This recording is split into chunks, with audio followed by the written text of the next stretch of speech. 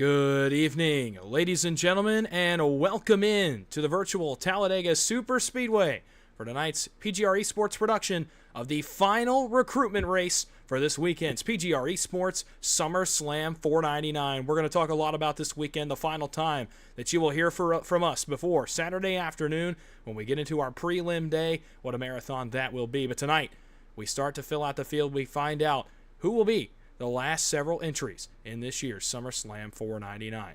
I will have a guest in the booth with me. You will know his name if you know money racing at all. A multi-time league champion as well as the defending champion of the ERA Omega Cup Spring Bowl back in February. It is none other than Kody Neagles of Nightmare Esports. Kody, big weekend this weekend. We were just talking about it before we came on the air. Huge stakes coming up this weekend. How you feeling going into tonight's final recruitment race?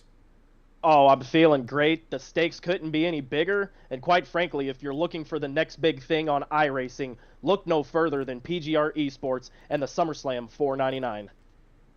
Well, we're going to have a heat race format tonight. Two 15-lap heat races for you, and then a 20-lap feature as we set the grid, or set the field, the remainder of the field, if you will, for the SummerSlam 499. We'll be giving out payouts here tonight to the money racing regulars, if you will, the guys already entered into the SummerSlam 499. And we'll be giving away some entries tonight as well to the race. A lot going on in tonight's event over the course of the next hour and a half or so. Glad you're joining us here on PGR eSports. We'll get into heat number one as we get ready to go green.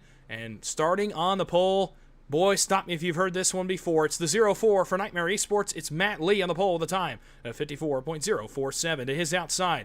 In the number 2 for the Jack Shack JSR, one of the newer teams on the scene, it'll be Devin Ray.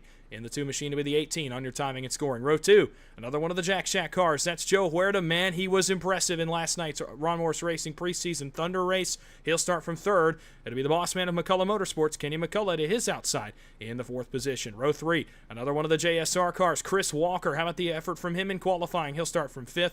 It'll be Brock Westmoreland for Team PGR starting from position number 6. Row 4, the 05 of Josh McCullough, and the 21 for One Stop Motorsports. That'll be Jared Haynes. I believe he'll have the 7 aboard the paint tonight, the 21 on your timing and scoring. And rounding out the top 10, it'll be the 24 David Flanagan and the 74 for PGR and VRX of Brian Hennings. And in 11th is PGR's Nash Brambilla. 12th is Paul Turner. 13th is Nathan Rostasil. 14th is Mitchell Samedo. 15th is William Britton. Mark Vondell with McCullough Motorsports in 16th. Josh Sutherland in 17th. Danny Barnes in 18th. 19th is David Giusti. I hope I said that right. If I didn't, please correct me in chat. And in 20th is Garrett Caswell. 21st, going to be Jason Stevenson in the 17. 22nd to be Zechariah Cartledge in the 57. Row 12 to be Ed Fiedler in the 66. And Tyler Vickery for PGR in the 124. Tony Richards will start 25th in the 52 machine with Joey Galati in the 661, starting in 26th. Row 14 to be a pair of regulars, Dylan Jones in the 39, the all-white scheme aboard his Ford Mustang, and the owner of Hyper Motorsports, John Ward, in the 92. Rounding out the field in heat number 1 will be Sam Carter and Brian Duncan in the 30. So again, some pretty big stakes on the line tonight in heat number 1. We are giving away some entries at the end of the night, but to make it to that feature race, again, this is only heat number 1 of 2. This will be 15 laps, and the top 15 out of this heat will make it to our 30-man feature here in just a little bit. Heat number 1, and I'll tell you, looking at the entry list just right off the bat, Kody, this is a loaded heat of drivers as we get ready to go for tonight's recruitment event. Oh, it absolutely is a loaded field, and for the more experienced drivers in the field, the seasoned veterans, if you will, of the money racing scene, this is going to give them a little bit of a sneak preview as to what they can expect come this weekend in the SummerSlam 499. Again, for this heat, it only takes 15 to make it to the feature, so, you know, there's going to be some different strategies. Do you want to be aggressive and go for the win, or do you just want to be content and race to get a top 15 finish? You know, it's going to be very, very interesting to see all the different strategies play out, and I am looking forward to it. We saw a lot of it last night in that preseason Thunder race. A lot of guys prepping, racing as if it was the SummerSlam. And tonight, your last opportunity to do so, at least on this big a stage. The pace car takes the hard left.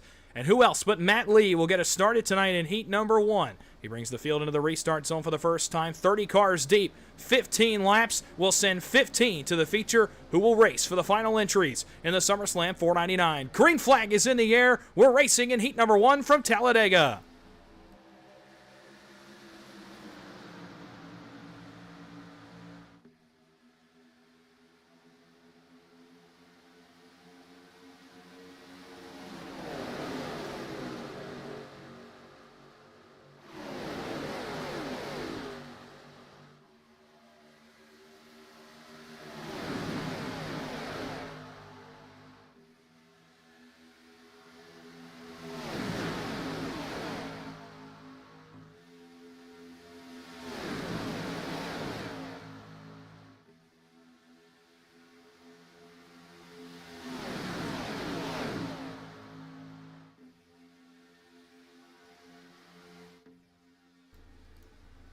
Field working its way into the tri-oval. It's all clean and green, just like last night, which saw the race run almost 50 laps before our first of 2 cautions on the night. This one completes its first lap of 15, all clean and green. One car is out of line about 5 rows deep. Can't exactly tell which car that is right now. It's the Mobil 1 Ford Mustang back there around Nash Brambilla, I believe. It might be Paul Turner up on the outside. So one of the newer drivers taking a look, already trying to get aggressive. Field's halfway down the Alabama Gang super stretch, and don't look now. But again, the Jack Shack with big-time representation here up front. They are lined up on the bottom of the racetrack. Yeah, and if I'm Matt Lee, you know Matt likes to control the field. I think I'm going to try to move up at the very first opportunity I get. Big time support from the JSR guys right now on the bottom, but you have to think that Matt's going to be looking to move up, and he does, as I say that. Yeah, Matt Lee, one of the more experienced drivers, of course, one of your teammates here on the racetrack on a nightly basis, and if anybody knows how to work the lanes and how to get himself into a good spot, it is him. But don't look now. Here come a couple cars on the outside. It's another one of the experienced drivers, Nash Brambilla. He's got Paul Turner with him, though. Paul Turner, he's putting elbows out early in this one, not showing any fear to race with these big dogs up front. Paul Turner up and at him here on lap number 3, and he's got Brambilla with him. Now they're going to need probably 1 to 2 more cars. There are some coming towards the front a little bit further back. I cannot quite tell which car that is. The green car in behind Paul Turner. I can't quite tell which car that is. It might be the Mitchell Samedo machine. We'll see here in a moment as the field works again off 4. Matt Lee working between lanes. It's still the 0-4, but Devin Ray with an opening. Here comes the Jack Shack once again on the bottom. Yeah, and Paul Turner is a longtime Super Speedway League driver. I have raced against him. It actually was back when I first started league racing back several years ago. The name Paul Turner came up in a couple of the leagues I was in. No stranger to Super Speedway racing, is new to the money racing scene, and hopefully he gets a good experience out of PGR eSports. And hopefully for him, I'd love to see a guy like Paul Turner make the SummerSlam 499. I know Mike T loves for the newer guys to try to get entries in, make a very diverse field. Paul Turner is a name to keep an eye on because he is very experienced when it comes to this kind of racing. Middle lane is completely collapsed here into 3. Matt Lee has lost 4 to 5 spots as that 3-wide battle continues back around him.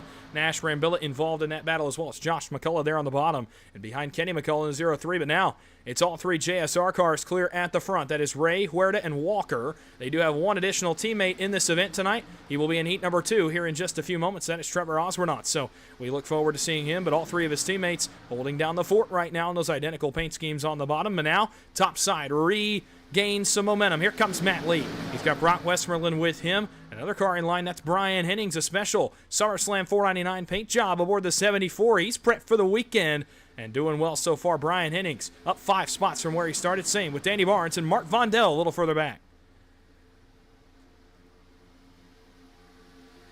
And it looks like the JSR guys getting a nice run on the bottom. You know, those are guys that they sit in Discord, they talk a lot off the track, and it looks like to me that it directly correlates to the chemistry that they have on the track as well. It seems like the moves that they coordinate are very much in unison. They know when they're getting hot and when a driver needs to move up, and it just seems like of the emerging teams on the money racing scene, the one that I am keeping an eye for out right now is those JSR drivers. You know, Chris Walker, Joe Huerta, those are names that I have not been accustomed to hearing lately, at least back when I first started money racing, more so now than it was back a year ago. But pair them with Devin Ray, and those are 3 drivers that flat just know how to get it done.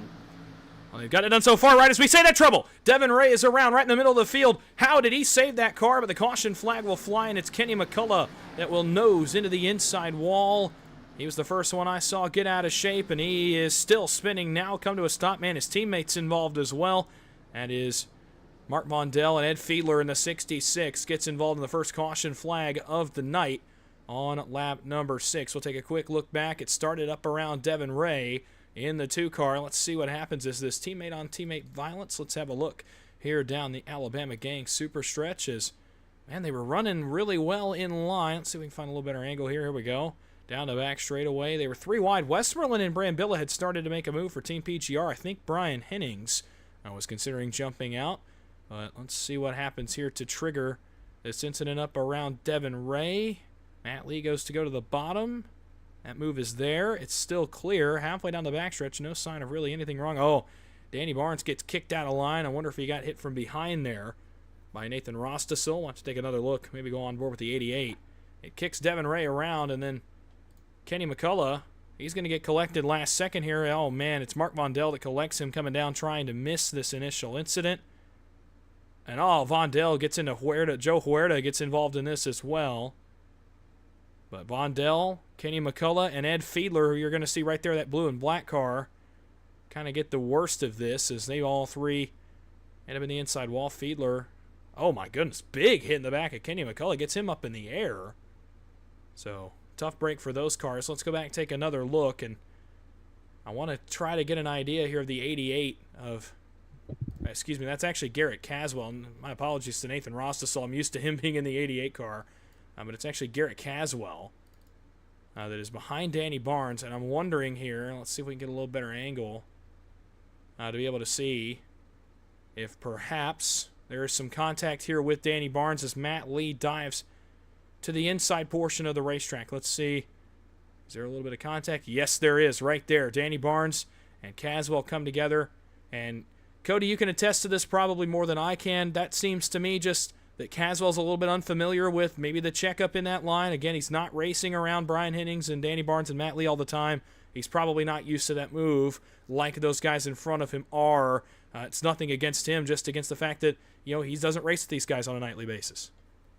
Yeah, and I'd have to agree with that. And one thing I'd like to add is Garrett just needs to be a little more patient, I would say, because it looked like, Matt drops to the bottom. There was going to be an obvious checkup with Hennings now leading the middle.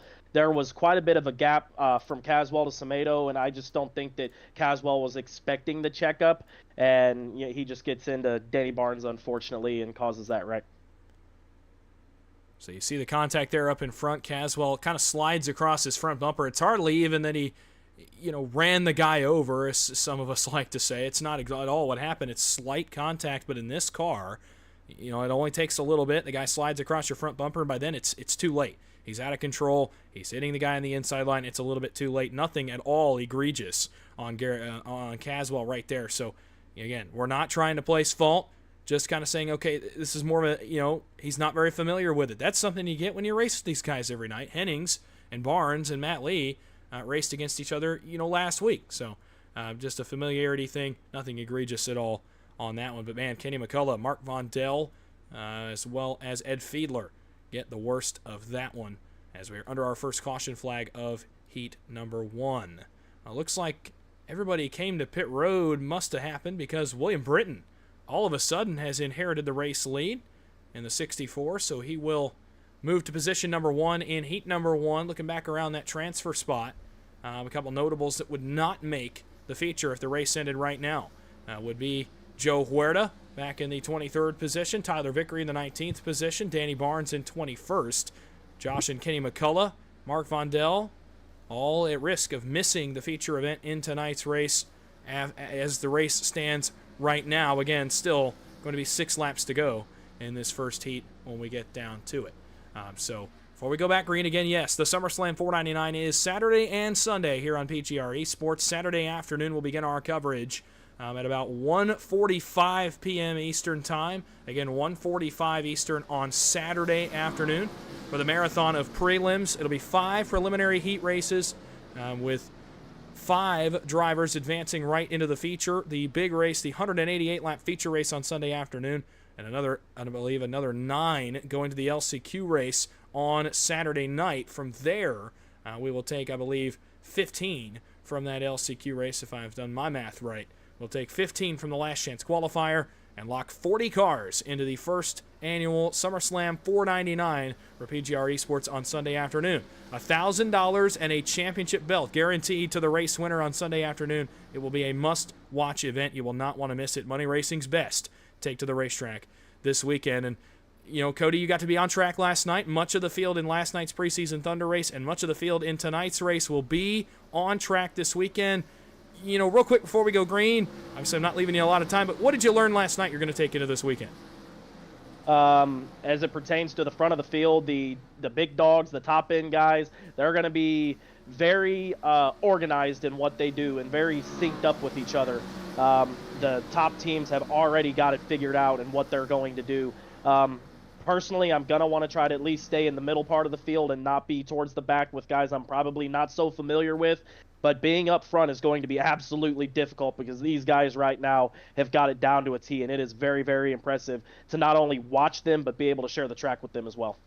We'll continue to talk about that race and the break between the heats as well as throughout the night as we prepare you for this weekend's events. But we got some business to attend to here tonight. We're giving away entries to the race. We're giving away some money as well to some of the regulars. It'll be William Britton bringing the field back into the restart zone, admittedly up against a safer barrier, a very high restart line, but nonetheless it works. But William Britton, this is something he's going to have to unfortunately swallow, and that's that Matt Lee is one of the best in the game at restarting under a caution flag, and he gets out to a 1-car length lead. He'll drag Brock Westmoreland to the bottom with him. Another PGR car, that's Nash Rambilla in line. Topside, Britton, Hennings, and then I believe that is Chris Walker in the 23 machine. Devin Ray as well is 2 cars back of him. Field onto the Alabama Gang Super Stretch. 6 laps to go, heat 1. Matt Lee playing Pied Piper at the front.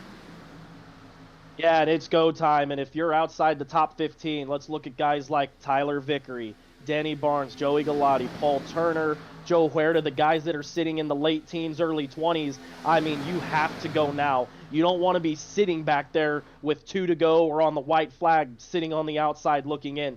That around the transfer spot is going to start getting very, very aggressive. Well, and this is a practice for Saturday afternoon. Again, those races a little bit longer. Those races are 50 laps, but it's kind of the same where you're going to have to get into a transfer spot. If you're in, that 16th, 17th, 18th range, like Vickery, like Zechariah Cartledge, like Tony Richards, you got to go. You got to make up some spots. This is a perfect opportunity to get yourself some practice getting up. And right as we say that, Tyler Vickery to the outside, that gray and blue car up against the safer barrier, and he's got some company coming with him. Josh McCullough, the 05, goes with the 124. Now a few start to jump out. William Britton to the outside line. One more car in behind him. I believe that might be Josh Sutherland. In behind him, the Budweiser Chevrolet on the outside, but they are going the wrong way in a hurry now as the field works back off turn 4. Oh man, a close moment back there. Can't tell which car that was. It's that purple and black car in the middle line of the racetrack.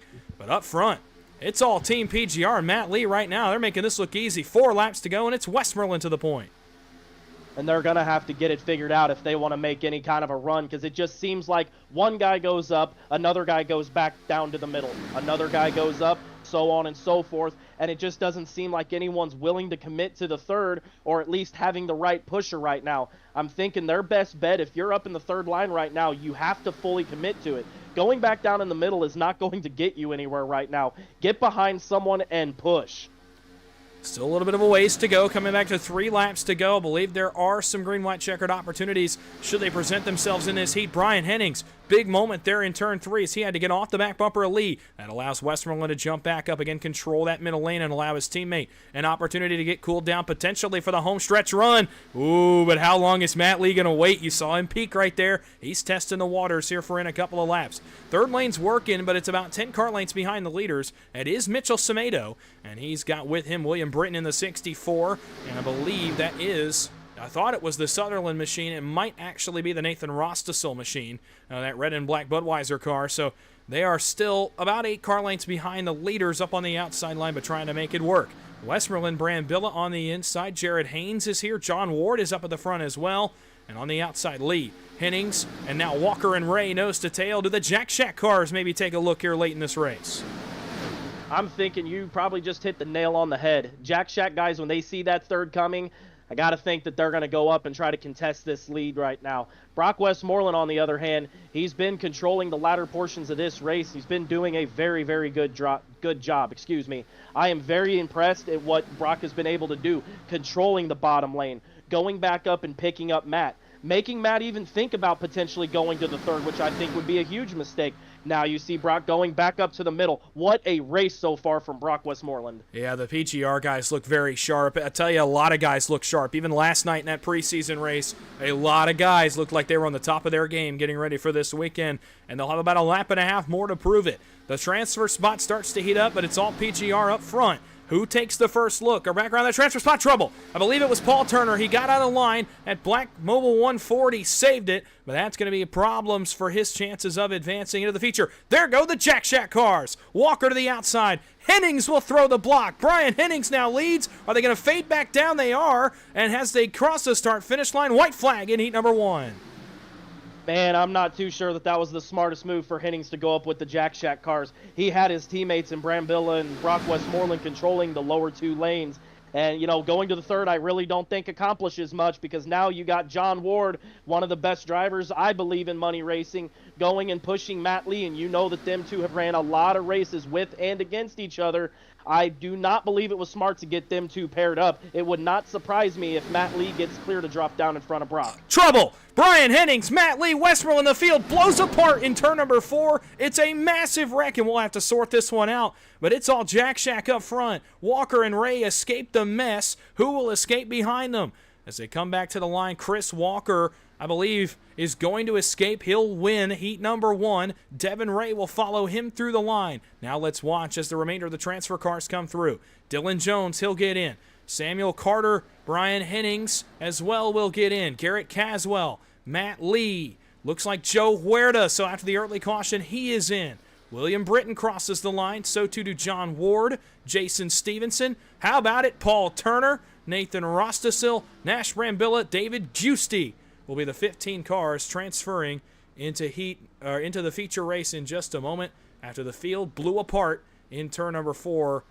And I mean, that was almost everybody. I mean, we watched Paul Turner get out of shape and pretty much be last of the lead lap cars, and he makes it in P number 11. What a race, what a showing for several teams right there, namely the Jack Shack. Yeah, the Jack Shack definitely made their presence known and felt with that entire race. Very, very impressed with the Jack Shack. Even more impressed, honestly, with what Brock Westmoreland and Team PGR was able to do at the latter portions of the race. Matt Lee looked sharp. John Ward looked sharp, which all of that to me is no surprise. But, going back a little ways, I am very, very glad to see Paul Turner make the feature tonight. There's several names, actually, as I look through here that it looked like are potentially new drivers. If they finish good in the feature, could be earning themselves a spot in the PGR SummerSlam 499. Well, wanted to try to get a look at that last lap incident. Unfortunately, did not have the time. The timer ran out on the session, so we're not going to get a chance to look. Looked like Brian Hennings, unfortunately, got turned in that incident. We're trying to get back live here, and sometimes this takes it a second, so we'll try to give it a second as we get into heat number 2. And another good one, another loaded field. This is a big time field of guys you're going to see this weekend in the second heat as well. I'm not sure. I'm trying to get the overlay to come back up. It's taking it a second. We will try to get it to work. It's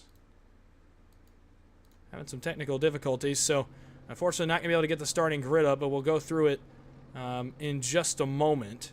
The pole sitter in this race will be Justin Mills. J.R. Miller will be on the first row with him as the field will roll off. We'll have one pace lap, and I'm going to try to get this fixed. So, Kody, a second heat coming up. Anybody you're looking at in this second heat as I try to get this problem addressed? Okay, let me go through the field here. I have to think. I mean, I'm looking up front, so this might be the easy pickings here, picking the low-hanging fruit. But Justin Mills has been very consistent. Obviously, J.R. Miller and Trevor Osborne off the front three, very experienced out here. You're going to have Mike Davenport. You got to know that him and J.R. Miller are going to stay hooked up if no wrecks happen. Looking back a little ways, I'd have to think Mark Math. I've talked to Mark a little bit. I ran a Draft Master with him a few days ago. And Mark Math is also a very experienced driver out here. And he told me that he's wanting to start driving a little more aggressive because the laying back isn't really doing him any good. He wants to learn the super speedways more.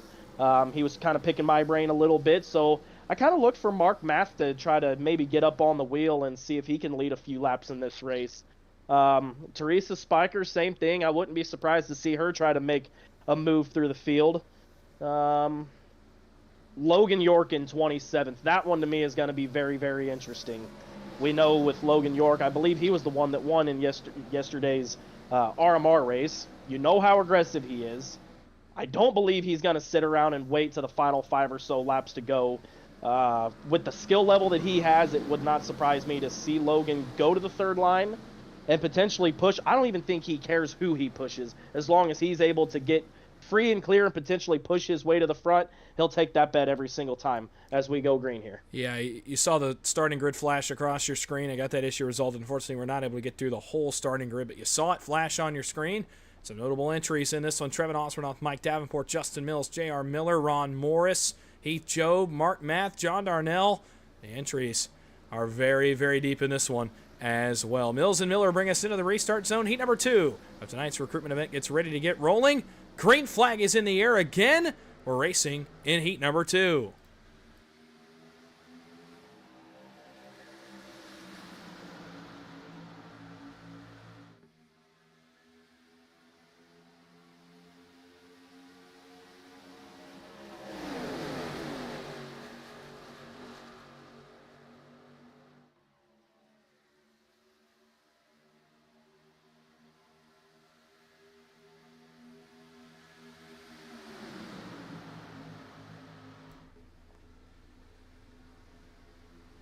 Dead even as the field climbs the banking of turn number 3 for the first time here in heat number 2. And it's another PGR driver. It's J.R. Miller that guides the field. He's got a teammate on his back bumper. It's worked out pretty well for the PGR boys to have a teammate at least in each heat. They run on the outside of this initial group. Inside, it's Mills, Osbornoff, third car in line, John Darnell sporting the PGR colors as well.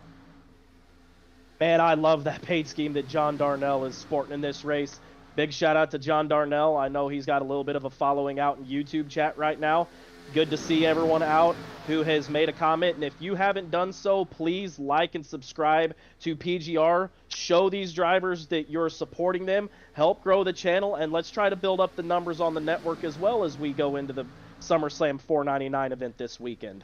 Expecting a lot of big things this weekend. Again, if you like what you're seeing tonight, come back this weekend because these stakes pale in comparison to the stakes. They're going to be in line trouble in the back. It's Logan York that was getting around the 0-2 is going to get sideways. Another car is involved as well. It's the 29 of Jackson Louderbaugh. And as soon as you said Logan York was going to be the one to go forward, he's in a hole here early. Might very well lose the draft to the lead pack. And that's just the penalty that he's going to have to be willing to take if you're, trying to go third with guys that you're not used to running with. It's not quite as easy to go to the third if you're not, you don't see a guy like a J.R. Miller or a Trevor Osbornoff or a Justin Mills or a John Darnell, Heath Job. If you don't see one of them guys that you're familiar with, how hard are you willing to push somebody in front of you that you don't necessarily race with? Looked like Logan York just got a little bit burned there. Into 3 again. Osbornoff, look at that big move across the bottom side of the racetrack. The red, white, and black 89 machine. As he leads the field here through turns 3 and 4. Another driver we anticipate seeing this weekend. We got several of them here at the front of the field. As Osbornoff, Mills, Darnell, all drivers we expect to see. Heath Job as well, Mike Davenport, J.R. Miller. A lot of drivers here towards the front that we expect to see in this weekend's event. And again, as I was saying before, Logan York got out of shape. If you like what you're seeing tonight, this is nothing. The stakes in this race, yeah, there's some money on the line. Yeah, there's some entries on the line. But this weekend, the prize to win Sunday afternoon's race, $1,000, one of the biggest money racing pools of the year, failing only in comparison, I believe, to the $4,000 offered in the ERA Omega Cup races. You'll want to stick around because there's big stakes on the line, and every one of the guys entered wants to win that belt so badly. Trouble in the back. Couple cars that got around. This may prompt the caution flag. As Josh Imbroni comes on by, it's Ben Head that was out of line and out of shape. He's back on track, and the caution flag will stay in behind the flag stand. Now, notably, as the field comes by and takes 11 laps to go, J.R. Miller, you'll notice on the back of the 78, his rear bumper is gone.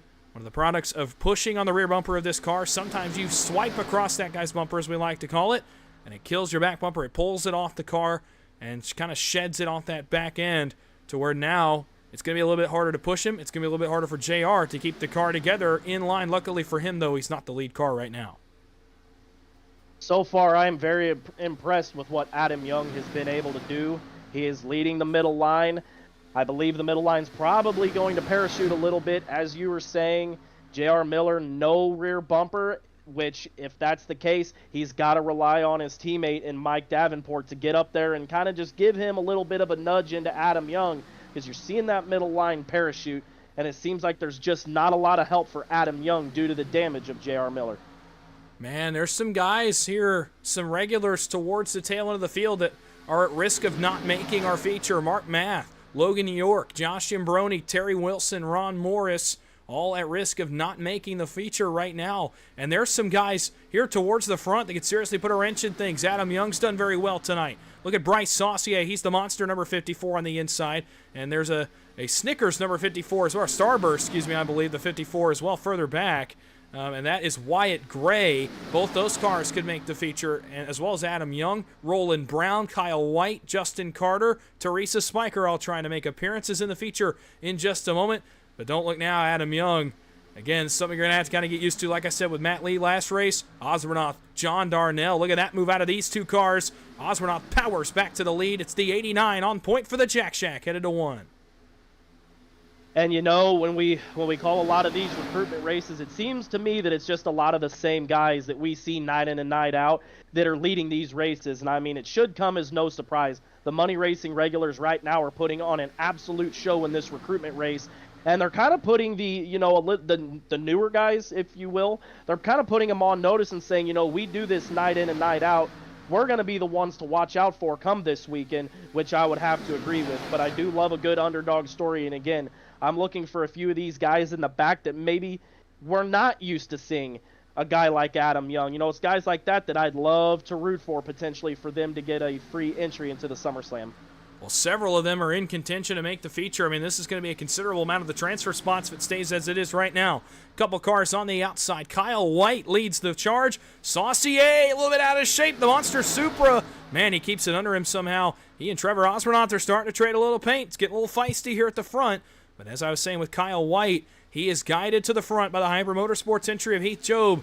And I'll tell you, I've been in front of Heath. Oh, trouble! Justin Mills is around. The 4 car is out of shape for BAR. Couple other cars around as well. I believe that might be, I thought it was Greg and Teresa Spiker. It's actually not. It's a couple cars further back, and the caution flag will be prompted on this go-around. It's Justin Carter and Brandon Smith. They got out of shape further back, but it started up front with a 4 of Justin Mills for BAR, who had led most of this race, and now in a shower of sparks against the inside wall. So let's take a look. Let's see what happened here to Justin Mills as the field worked its way down the Alabama Gang super stretch. Bryce Saucier was the car in line with him.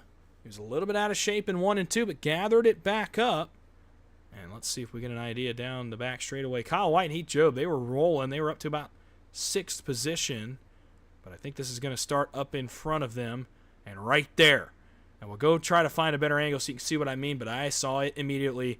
It's the patented Xfinity Series bumper hook that we've seen in this car for an entire season of Tuesday night racing and a lot of our Thursday night racing when you push just wrong, and it does not have to be much.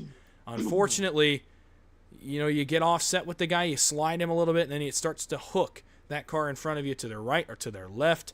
Unfortunately for Justin Mills right there, that is the case. He went to his right, corrected back to his left, and ended up in the inside wall. We'll take another look. I also want to see what happened to Brandon Smith.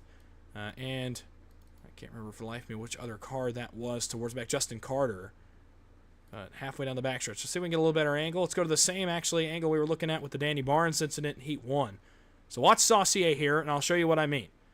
Right here. You see where he's going on his bumper? He puts his left headlight right about in the center of the bumper, and as he goes to engage, as he goes to push, it hooks that 4 car to his right. He corrects back to his left, trying to stay in line, unfortunately.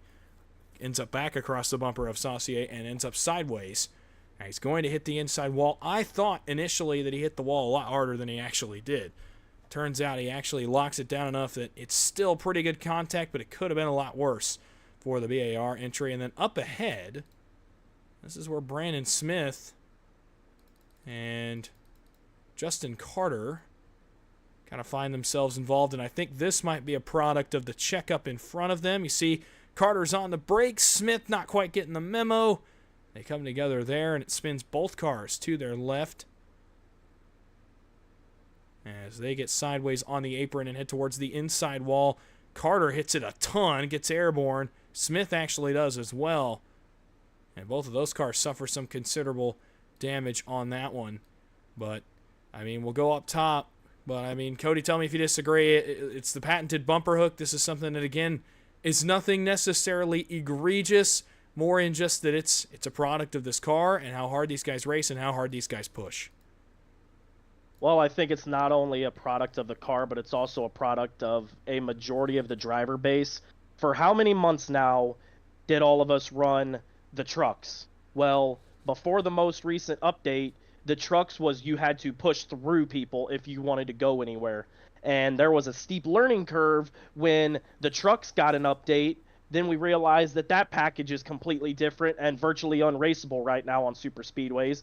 Everyone goes back, migrates more towards the Xfinity car, and boom, now you're realizing that, hey, we're not able to push like we can in the trucks. When you push somebody in the Xfinity car, you're basically lifting them up a little bit. You can't push through them. It's like not necessarily the tap pushing that I call it of the ARCA and Gen 4 cars. You can push a little bit harder than that. But if you start seeing them lift up a little bit, you got to back off, or if you see that you're off center a little bit, back off and reconnect to them and make sure that you're square. If you're a little bit offset of the driver in front of you, it doesn't take a whole lot, and as you have called it, you have the patented bumper hook, and it really just takes about a couple hits, and boom, the guy in front of you is going around and he's towing. And unfortunately for Justin Mills, that's the end of his night. A tough break to end his night, but nonetheless, we'll re-rack the field for you here in a moment. Do want to shout out everybody that's in chat. It's a really nice audience for kind of an impromptu broadcast here on a Wednesday. Thank you so much to everyone who's joined us. Do want to shout out some of the people in the chat. John Darnell, it's convenient that he's in the YouTube chat because he's on point. He's leading the race right now in that 99 car. So, John, glad to see you in chat. Devin Ray as well. He'll be in the feature in a moment. So will Joe Huerta. Tim Anderson as well in the chat. TR Darnell as well, rooting on John Darnell. So, again, John Darnell doing very well so far for himself, looking to make his way into the feature race. Bro Duck is here for Zechariah Cartledge. I believe he made his way into the feature. I cannot remember off the top of my head. Trevor Oswornoth is in chat as well. Good to see everybody. Chris Carter saying hello, and hello to you as well. Chris, Mark Math as well. Not the start to his night that he wanted, but now in a pretty good spot, right in 14th. Some others in chat as well.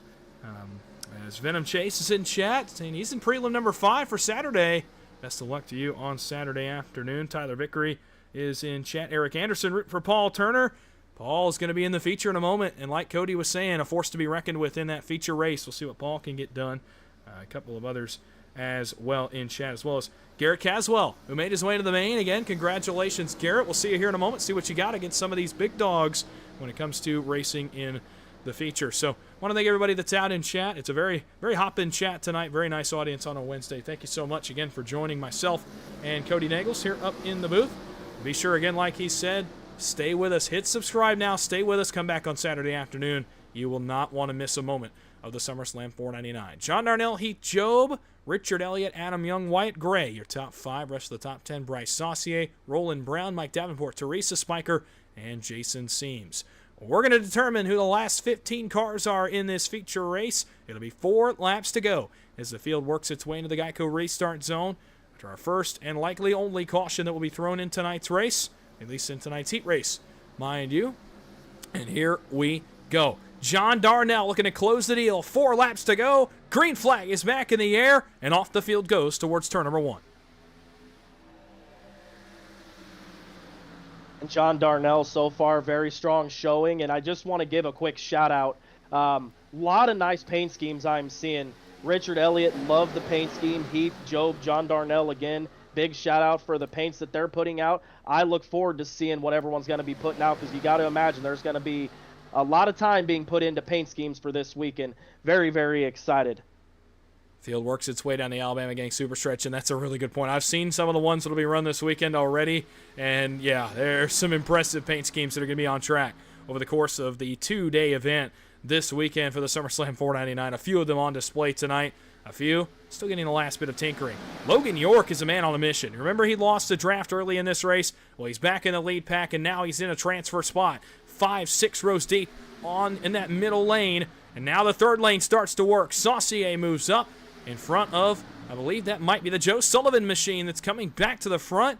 Some new drivers up on the outside, and it's going to be 3 by 3 by the time we get to the backstretch. And it doesn't really surprise me that Logan York's looking to kind of pierce through the field right now, and I think he has a pretty good mentality for how he's going to go about it. I'm not really sure if the third is what I want to use to try to get to the front. If I was in Logan's shoes, I think I'd be doing the exact same thing that he is. And at least if a wreck happens in front of him, he gives at least a little bit of a chance to be able to make it through the wreck. But as we see, the 29 now, losing a little bit of speed. The top line is losing steam. And now, he was 5th, 6th, 7th in line. Logan York is up to 4th in line in the middle right now. So great run so far for Logan and great recovery from the mistake from earlier. Ron Morris as well has pierced his way through the field. He's now 3rd in the middle lane, right in front of Logan York and right behind Mike Davenport. Trouble towards the middle. They get around. J.R. Miller is sideways and the caution flag will fly. We are going to see a second caution. J.R. Miller, Jason Seams, and Cedarius Purse, are the ones involved. Another car now out of line. That is Roland Brown in the 14. So the caution flag will fly for the second time tonight. Now let's take a quick look here at what happened to J.R. Miller towards the middle of the field. He's running right in front of Josh Imbroni and getting up the banking. Let's see what happens here. Is it something that happens in front of him? I don't believe. No, it appears to be, well, maybe some contact there with the 13 of Kyle White. Josh Imbroni gets into him a little bit on the back end. He cuts down, gets Roland Brown out of shape. The 56 of Seams, you see him get involved right here. And Cedarius Purse in the 48, nowhere to go for him as he is going to get sideways. And all three of these cars slide to the apron. And a tough break there for J.R. Miller, as it's likely, he doesn't have a lot of damage out of this one. Now, he had already lost the back bumper of that car, but appears to have fixed that machine. So not a lot of damage out of this one for any of those cars. Actually, just really a tough break in losing some track position, and that, well, they're now going to get a chance to get back up front because they didn't suffer a lot of damage in that wreck. And that's just kind of a late race incident to me, Kody, where late in a race the intensity's getting a little bit higher. You're not giving as much as you're taking. It's kind of that point in the race where you have to take everything you can get from the guys around you, and right there, it all just kind of comes together. Unfortunately, J.R. Miller, Josh Imbroni, not much they could do there to avoid contact in the middle of turns 1 and 2. Oh, I think you're right, and J.R. Miller might have more than 2 minutes of damage, but I don't think it's anything that will potentially hinder him. He should be going in and repairing as much as he can. He's going to be sitting on the restart about, let's take a look here. Well, if he starts all the way in the back as the very last car on the lead lap, he's going to be 24th. So 24 drivers still in the race, essentially. 15 transfer. JR has plenty of talent to be able to get through this field. Plus, you have to take into consideration, well, if you were watching the last race, what happened? Huge wreck on the last lap. Don't force anything. I think there could potentially be a wreck up front. And if there is, and you're J.R. Miller, set yourself up to get through it. Go down to the bottom. Don't force anything. About every heat and every race out of the recruitment races that I've watched, just about all of them, there's been a huge wreck on the last lap. If JR is patient, I think he'll still have no issue being able to make the feature. Well, this will completely re-rack the field. Do want to quickly make note really quick. Matthew Baker is in the chat right now. Another guy we'll see this weekend. Noting the track temperature of this race, this event tonight, 139 degrees. So that's playing a factor as well. These cars are already hard to drive.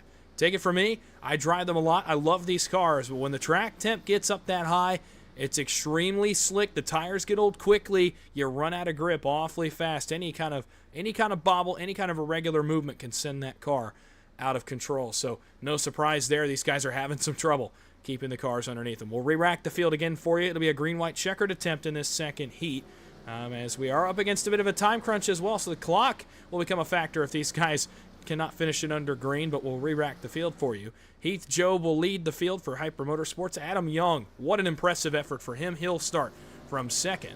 Row 2, as of the place they run right now, John Darnell continuing a very good run for that 99 machine. Mike Davenport as well for PGR. Row 3, Bryce Saucier continues to impress in that 54 with Richard Elliott in 6th. Row 4 be Ron Morris and Joe Sullivan in the 76. And Logan York, Wyatt Gray round out the top 10. The last of the transfer spots right now. Kyle White 11th, Trevor Osbornoff 12th, Josh Zambroni 13th, Mark Math in 14th, Jackson Louderbaugh in 15th. Some notables that would miss on this feature if the race were to end now: J.R. Miller, Justin Mills, both currently outside of the top 15 on the Speedway. So as we get ready to rack them back up, Job Young will be the control cars on this race start.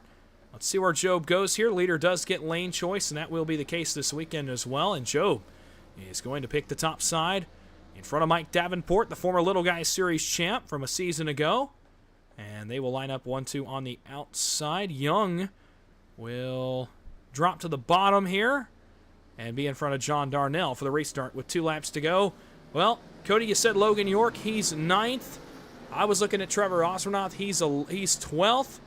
But I'll tell you the guy that's impressing me right now. You mentioned Adam Young. For me, it's Bryce Saucier. He has been up front from the very start of this race in that 54 machine. He's been leading the third line at times. He's been a pusher at times. He's been up front all race, and now trying to capitalize, make it into the feature here to try to win one of those entries. And I'm going to call out another name that in my mind hasn't got nearly as much love as he should. He's a consistent driver. The finishes haven't necessarily been there, but he has a chance to capitalize and gain some very much needed momentum going into the SummerSlam. But I'm looking for Heath Job to close here. Again, he's had a lot of bad luck. You know, I'd love to see him be able to close on one. And what do you think that this would do for Job going into this weekend if, you know, he's able to get a win maybe in the heat, possibly even in the feature tonight? What does that have to do for the mindset of someone like Heath Job, where he goes into the weekend thinking, hey, I have a shot at this? Oh, it does the same thing it did for Logan York last night. If it were me, it'd elevate my confidence a whole nother level, because this is the combination and many of the competitors that you'll see over the course of the weekend, and it's a similar format. It's a format that's kind of like a Game 7 moment where you want to win and get into a transfer spot, and you only have one opportunity potentially, maybe 2 if you end up in the last chance qualifier race. You really only have 1 to 2 opportunities to make that feature on Sunday. So, I mean, if it were me, it would elevate my confidence to the clouds headed in to a race like this weekend. Can Job close the deal? He's got 2 really solid cars in behind him. Green flag is back in the air, and what a start. Heath Job is off and running. Now the problem is he a little bit too far out? Does he maybe take a look down to the yellow line here into 1? No, he will stay put. Bottom line doesn't get as connected. Top line, man, they're going to be 3 deep by the time they climb the banking. Look at this from the outside line. This is going to be 2, maybe 3 cars clear by the time we hit the end of the backstretch. If I was Job there, I think I would have cleared down and covered the bottom, because there wasn't a whole lot of help in the middle. But fortunately, the middle is starting to get gathered up a little bit better now. He's got a lot of support and got 2 very good drivers behind him in Mike Davenport and Richard Elliott. Coming to 1 to go, Heath Job seems to be in the catbird seat right now. Job, Adam Young, 1 and 2. Further back, guys start to jockey for position. Off turn number 4 for the second to last time. They'll see the white flag when they get through the tri-oval. Does anybody look top? Trouble behind. Osbornoff, it's the 89. He'll pound the inside wall. No caution, and as they come through the tri-oval, Osbornoff's night ends. White flag in heat number 2. Well, let's see how good of a push that the middle line can get right here. Heath Job leading, again, a very experienced driver behind him. But you know what? Heath Job did not drop down to the bottom. You have to think that he is pretty content and trusting of the pushing ability of Mike Davenport right now, and also knowing that he's got Richard Elliott behind him. 3 very strong and capable drivers, and it looks like they're content bringing it home just the way they are lined up right now. Well, they're in a transfer spot right now. Not really a race for that transfer position. 15th to 16th is 0.8 of a second. Field off turn number 4. And look at this on the bottom. Bottom lane surges. And how about Adam Young? Can he make it happen? Darnell trying to stay straight. It won't happen. Job to the outside. Drag race to the finish. Job will get the run. He'll win heat number 2 as John Darnell spins out of the feature in the tri-oval. And you love to see someone like Heath Job getting the win and getting some much-needed momentum coming into this weekend. Again, I'm hoping he can make a very strong push in the feature as well, but it just seems like he's been getting better and better. night in and night out, I see him running toward the front. He just hasn't been able to really close on anything, but he closed on this one. Again, much needed momentum going into the feature and into this weekend. We know Job's in. Davenport, Adam Young, Richard Elliott, Wyatt Gray, Bryce Saucier. Also trying to get the full results, the official results up. So Job, Davenport, Young, Elliott, Gray, Saucier. And we'll have to wait and see on the others. There we go. There's the rest of the results. Joe Sullivan, Mark Math, Ron Morris, Logan York, Jackson Louderbaugh, Josh Giambroni, Roland Brown, Terry Wilson, and Teresa Spiker make up the remainder of the 30-car field for our feature. We'll get you to the starting lineup here in just a moment. There is a bit of a warm-up period here initially, so we will await that 2-minute warm-up period. And, I mean, this is exactly the kind of racing I want to see, man. This is high intensity. We talked about it a little bit last night, myself and Austin Green, who will be on the call for most of this weekend as well here on PGR eSports. We talked about it this weekend, or last night about this weekend. It's going to be a heck of a weekend. If you're liking what you're seeing, you're going to want to come back in this feature race. There are some big names in here. There are also some names that maybe these guys in this field, they're not quite familiar with enough to know as we get ready to get going in this feature event. There's some guys in this field and for this feature race that absolutely could take this field by storm.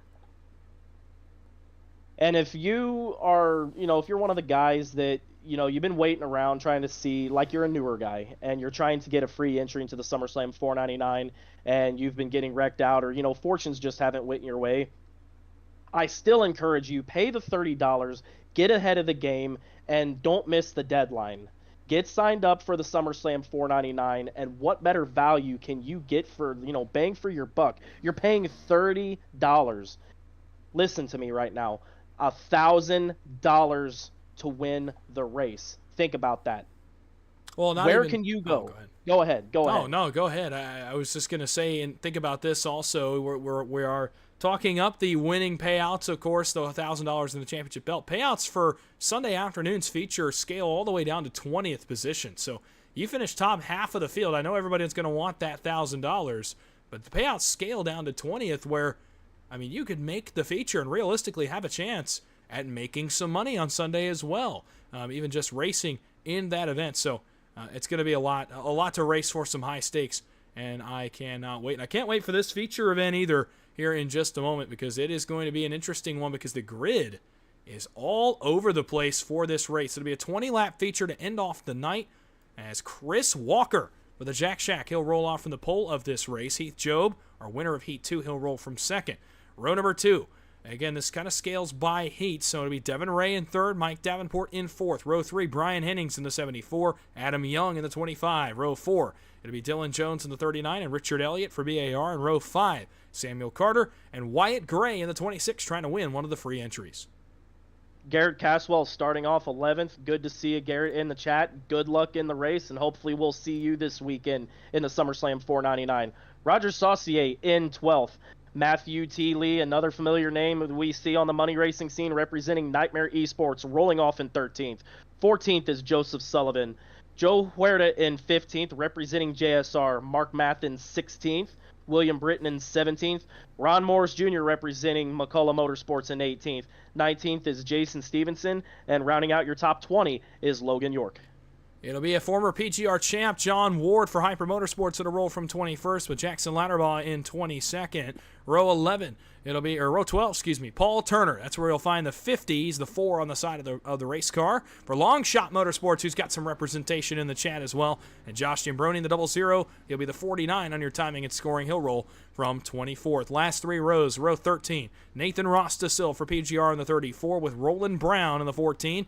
Nash Brambilla in the 42 machine for PGR. He'll roll from 27th with Terry Wilson to his outside in 28th. And the last 2 cars in the field tonight, David Giusti in the 3 machine and Teresa Spiker for VRX back in 30th. Speaking of VRX, they came on board to help sponsor this weekend's SummerSlam 499. We want to thank them so much for coming on board, VRX Simulators. You'll hear a lot more about them throughout the course of the weekend. Prime Hydration, Kanawha Valley Key, and Fob also on board. A couple of others as well. McCullough Motorsports Money Racing as well is on board for this weekend's race. Again, a spectacle, but some business to be attended to here first over the course of the next 20 laps. So it's Walker and Davenport on row number 1, and we'll break down really quickly what these guys are racing for here tonight, as there'll be a bit of a payout here to the 30 paid drivers, which is the regulars, so the guys already entered in the SummerSlam. 170, 50, and 20, I believe, will be the payouts there for those guys.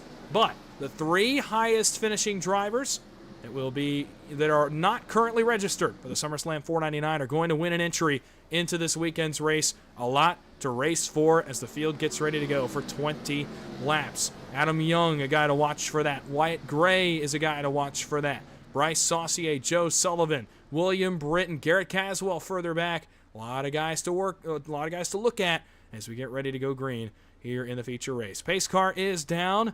They'll lead the field in the hands of the Jack Shacks. Chris Walker in the 23 as he will lead the field into the restart zone for the first time. It's time to feature race. It's time to wrap up the recruitment season for the SummerSlam 499 and send us off to this weekend with a bang. Walker, Davenport, bring them into the restart zone. The green flag will fly. We are racing in tonight's feature event.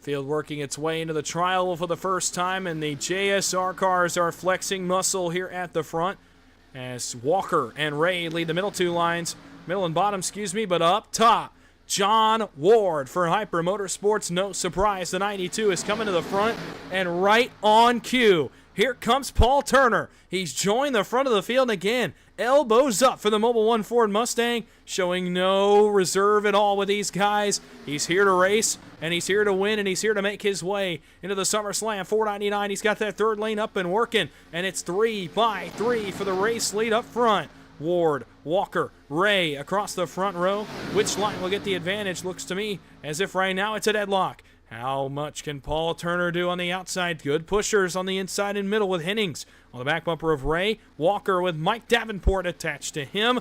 But look at that top lane surge. Paul Turner's doing the work. It'll be John Ward to the lead as the field reaches turn number 1. And if you question the intensity of this race or what the SummerSlam 499, even just making the feature, if you question what that means to these drivers, look at the field right now. We are 3 wide, 8 rows deep. I mean, these guys, we're in a 20-lap race, and we have just started, and they are not being patient right now. What a start to this race.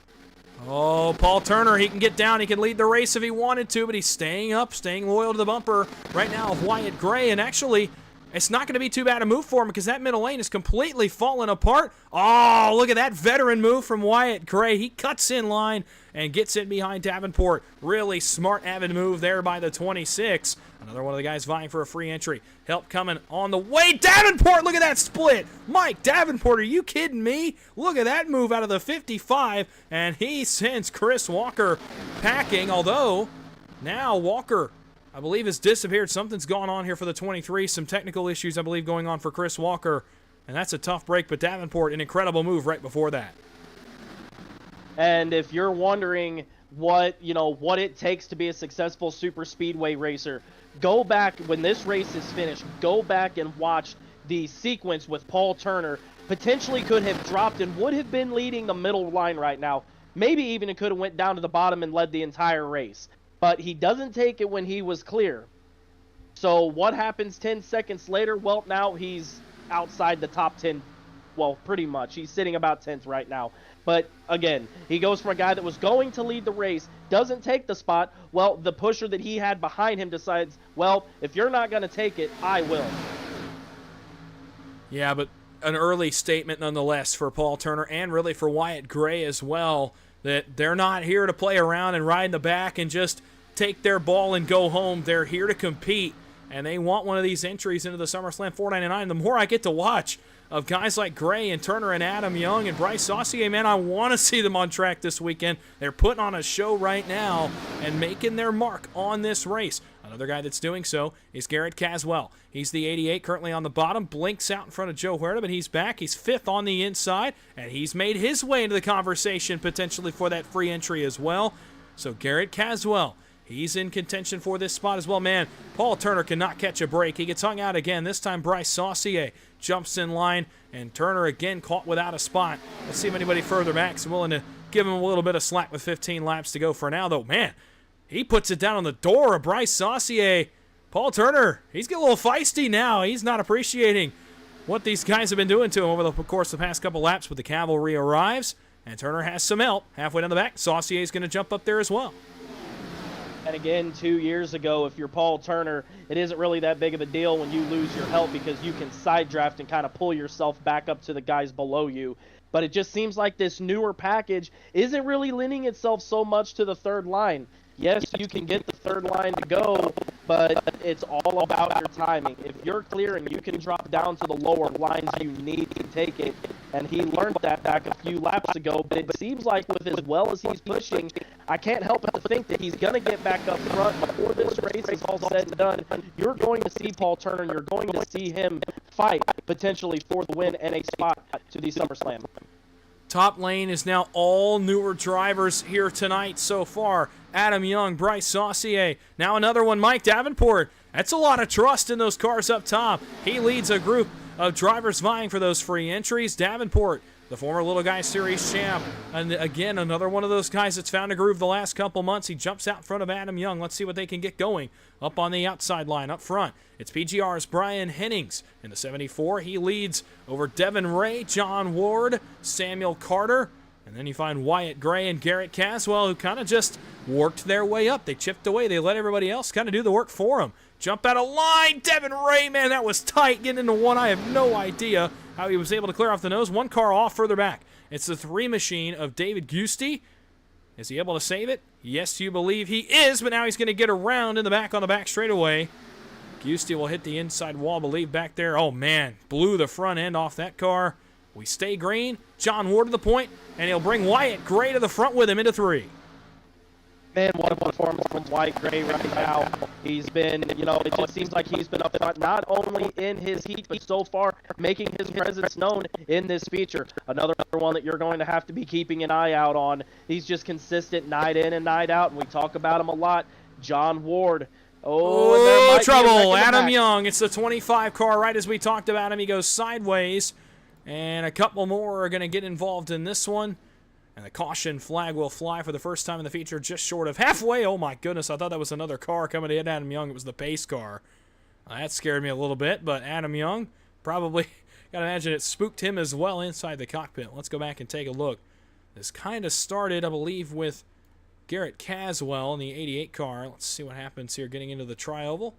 As this looks like a chain reaction here. I believe that might be Joe Sullivan as well. That's going to be the other car involved in this one there in the middle, that red and black and white car. And nope, it's Caswell. He drifts up a little bit, gets in the left rear of Sullivan. And Joe Huerta, he goes to miss the 88. He hooks her right up the racetrack. He's going to collect Teresa Spiker. And these two cars, well, Huerta got it saved. Spiker slides back up, collects Adam Young, Bryce Saucier as well. And she comes back down and collects Joe Huerta. Mark Math gets a piece of it. But other than that, I think we got away pretty well unscathed out of this one. So, yeah, let's go back and try to take another look here as the field worked its way through the trial. We'll take an overhead look here before we go back to live action. Well, not really seeing much on this angle. Let's go back a little bit further. Let's see if we can get a little bit better look at this. As the field worked its way again. Well, they are going to emerge from behind the grandstands here, and we'll get a look at here what happened in the middle of the trial. You see Caswell right there. I think he either clipped the apron, had to chase the car up the racetrack, and gets in the left rear of Joe Sullivan. And Joe Huerta, that's instinct. All Joe Huerta's doing there is just instinctive as a driver. You're going to hook back to the right. Okay, he's coming down. I got to get to the right. He really didn't have to move that much. He gets into Teresa Spiker, and it's on from there. And a melee here in the middle of the field. Adam Young, Spiker gets into Joe Huerta. Mark Math almost gets past it. May have only gotten a minor piece of that one. Not a lot of damage on that car. And really not a lot of damage on any of these race cars. And really everybody got away pretty well unscathed out of that one. So, again, a couple of wrecks here in the Heat 2 and the feature. And got a lot of guys getting away pretty well lucky. Sorry, I apologize. I was getting a new mic hooked up. Apparently my old mic was bugging out a little bit, so bear with me. I did go back and look at that last wreck, and it did look like it was just Caswell getting a little bit loose. But for what it could have been, it looked like it was a fairly innocent spin, and thankfully there was not too many people involved in it. Well, back to live action now as we get across halfway, this time by John Ward, the owner of Hyper Motorsports, leading the field. There's Wyatt Gray, currently, I believe, the leader in the clubhouse for that first free entry. We're giving away 3 in tonight's race. We'll try to double-check when this feature gets done as to who those entries will go to, so we do not leave you hanging at the end of tonight's broadcast as we continue to round out the field for the SummerSlam 499 as entries due tonight. If you're going to sign up, go on over to the PGR eSports website or the PGR eSports Discord server and get signed up today. Fill out the form and get the payment in and get registered for the summer's biggest event. Again, you will not want to miss it. If you're into super speedway racing, you'll want to be on track. If you can't be on track, be sure to be with us all weekend on PGR eSports here on YouTube. The live streams for that have been created already. So they can be found here on our channel on PGR eSports. They are scheduled already. You can go bookmark those pages, get those ready, get those queued up so that when Saturday comes, when Sunday comes, you can click right over and check us out here on PGR eSports. As we'll have a rotating cast of broadcasters for Saturday afternoon. Lead commentary will be done by Austin Green as well as myself for a couple of those races. We'll have a plethora of guests set up for those races. I'll be color commentary a couple times, I believe. We will have series owner Michael Triscaro as well as Kody here in the booth as well for a couple of those races. And then for the last chance qualifier, at least myself and Austin will carry you through that action. And we will have you as well for the feature on Sunday afternoon. So hopefully you're enjoying what you're seeing so far. Thank you so much again for joining us tonight here on a kind of impromptu Wednesday night as we finish up recruiting for the summer's biggest race. I want to take another look at chat really quick. Just want to update again. Eric Anderson and Brad are still rooting on their teammate Paul Turner, and he gets a pretty nice break with this caution. He was going the wrong way. Now gets a chance to reset with 9 laps to go and work his way back through the field. And we mentioned Matthew Baker being in chat as well. So good to see everybody out there in the chat tonight. We hope you're enjoying what you are seeing. 9 laps to go. Kody, we're approaching the end of the feature. Obviously, we've had 2 heats as well. You got to race last night to prep. You're getting to watch tonight to prep. What are you writing down in the old mental notebook as we get ready for the SummerSlam 499? Well, I kind of know what I'm going to get with the regulars on the money scene, but I'm making a mental note of some of the newer guys. Wyatt Gray right now is very, very impressive, and you know, I've got my eyes on Wyatt Gray among several of the other guys, you know, Adam Young. There's some of the guys that I'm not used to seeing that honestly I think could be chalked down as, hey, you know, potentially this guy here could be an underdog or a sleeper, if you will, to potentially, you know, make some sparks in the SummerSlam 499 this weekend. Well, Wyatt Gray looking to capture one of the free entries into the race, I believe. Again, we'll try to confirm that for you when the race gets done and over with. But some business to attend to until then. Green flag back in the air. It's John Ward off to the races towards turn number 1. Gray is going to have some good help behind him here. Devin Ray and Samuel Carter will be in line on the outside of the racetrack. Bottom side, though, Ward, Dylan Jones, Brian Hennings, and Ron Morris lined up. That's for the regulars here in Money Racing that have found themselves nose to tail. And William Britton lurks not far behind, one of the new drivers in tonight's field. Working their way off turn number 2, down towards turn 3. For the first time tonight, it's Wyatt Gray and the Starburst Toyota that goes to the point. And another driver that I want to highlight that's in that middle line right now, Sammy Carter in the 85. He's one of the younger guys on the money racing community, but I don't know if you've got to take a look at him or potentially be able to race with him, but he has a lot of skill. It would not surprise me to see him in the SummerSlam. And again, I think he is a driver that at the very least could get inside that top 20 potentially and make a little money out of this weekend.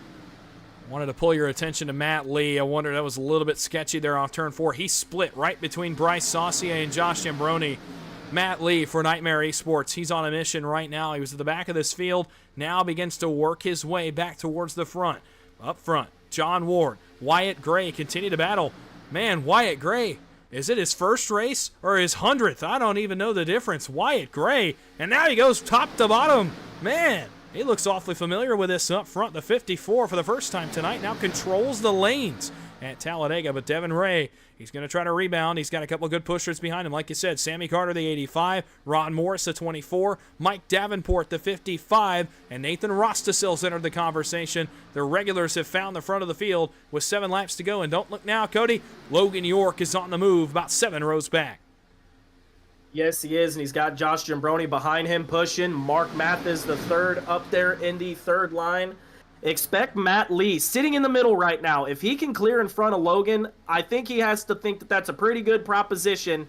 You know he's going to want to get up there, and he's not going to be content just riding around. But look at all of the drivers going up to the third. No patience at all, and it's just completely opened up the middle line. This race is wide open and far from over. Trouble in the back. Bryce Saucier got sideways. Are they going to be able to keep it together? No caution yet.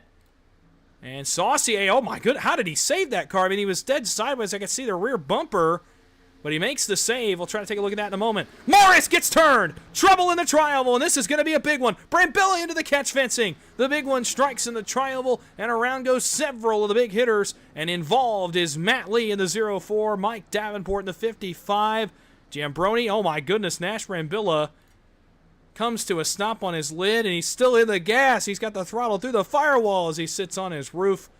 But unfortunately for him, that's going to be the end of his night. As much as he'd like to be able to roll that car over, it's going to be the end of Nash's night. Let's go back and take a look. This happened about 4 rows deep. It's going to actually start up around Ron Morris. And let's kind of see if we can figure out where this starts. This is a big incident. So let's get an idea here. As these guys come through the tri-oval. And let's see. Oh, Morris, Roland Brown come together. And it's actually Rostasil was coming down. That middle line was kind of staggered. And as such, when Morris comes down a little bit, he collects Roland Brown. And look at these impacts. Garrett Caswell, Nash Brambilla, my goodness, into the fencing here on the front stretch. Heath Job, Teresa Spiker, Mike Davenport, Logan York, Mark Math, Jackson Louderbaugh, the 29. Matt Lee, you see right there. Joe Huerta.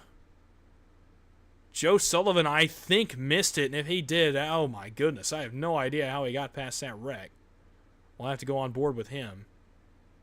But this one collected a number of big hitting cars. So let's go back, take another look. Watch Ron Morris. He's the red, white, and blue car. And Roland Brown, the red, white, and black car. As I'll try to get a little bit better angle. Here we go. You see Morris right there. You see as Rostasil comes down, he was doing that side draft. That middle line behind Roland Brown is kind of up a little bit. And as such, Ron Morris, that's right in the blind spot. And he gets down to the 14, and it is on from there. And this is a melee of all melees. Caswell up on 2 wheels. Brambilla up into the fencing. He's up on top of the safer barrier. Spiker, Davenport, Job, Matt there on the inside. And this wreck, I mean, it collects a lot of cars, and most of them are names that you know.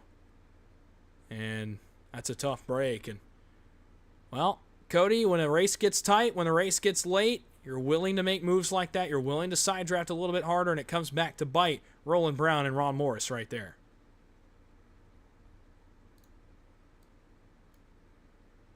Oh, I apologize, I was on mute, but as it looked like Nathan Rostasil went down for the side draft on the middle lane, it looked like he came down so sudden, and then Ron, you know, he went to go follow him, but again, the move was so sharp.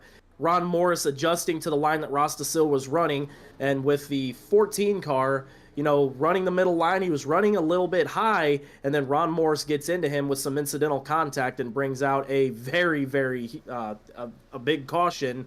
And moving forward, it kind of shakes up the middle part of the pack. The front looks like most of the front guys got out of it unscathed, but further back, my lord, completely shook up the running order. Yeah, this is a tough break for some guys going for those entries as well, and some guys I really want to see in the race. Bryce Saucier involved in that one, Garrett Caswell as well. Two of the guys that ran really well in their heat races.